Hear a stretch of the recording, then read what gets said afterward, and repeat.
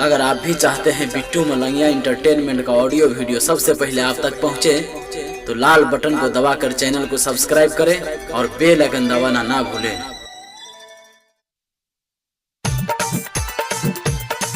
अखन अपने सब सुन रहा छी बिट्टू मलंगिया इंटरटेनमेंट के।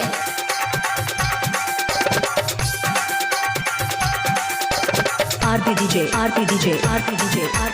सनभोला बजा 95 46 73 31 20। नथिया बेची खिलाई बहे बाला मना जा तू दिल्ली कामा बहला।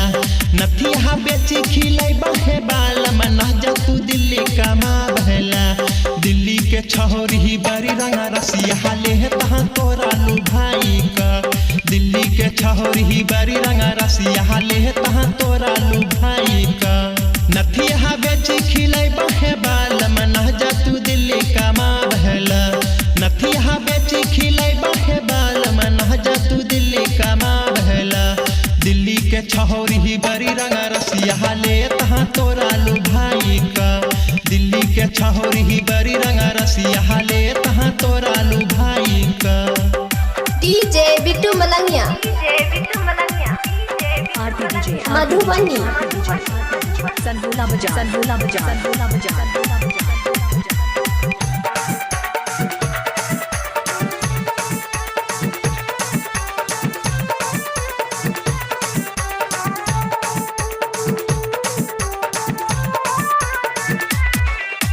झुमका बेची खिलाई बहे बाल मना जा तू पंजाब कामा बहला। झुमका बेची खिलाई बहे बाल मना जा तू पंजाब कामा बहला। पंजाब के छहोरी बड़ी हरा जइया ले तहाँ तोरा लू भाई का। पंजाब के छहोरी बड़ी हरा जइया ले तहाँ तोरा लू भाई का।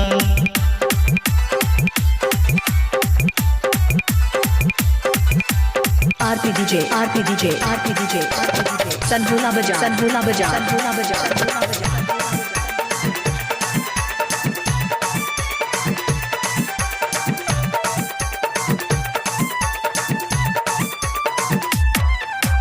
पायला बेची खिलाई बहे बाल मना जा तू बम्बई कामा बहला।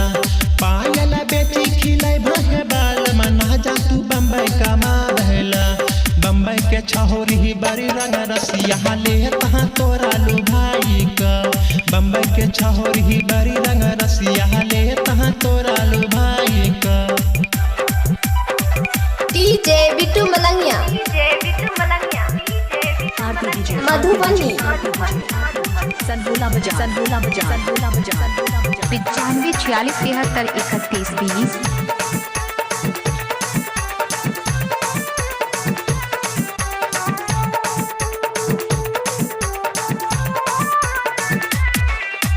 चूड़ी बेची खिलाई बहे बाल मना जा तू बहरा कामा बहला। बातों महला राजा लाल प्यारे है ना जा तू बहरा कामा बहला। बाहर के छहोरी बड़ी हरा जइया ले तहाँ तोरा लू भाई का। बाहर के छहोरी बड़ी रंगा रसिया ले तहाँ तोरा लू भाई का। नथिया बेची खिलाई बहे बाल मना जा तू दिल्ली कामा बहला। नथिया बेची खिलाई बहे बाल मना जा तू दिल्ली कामा बहला। दिल्ली के छहोरी बड़ी हर जइया ले तहाँ तोरा लू भाई का।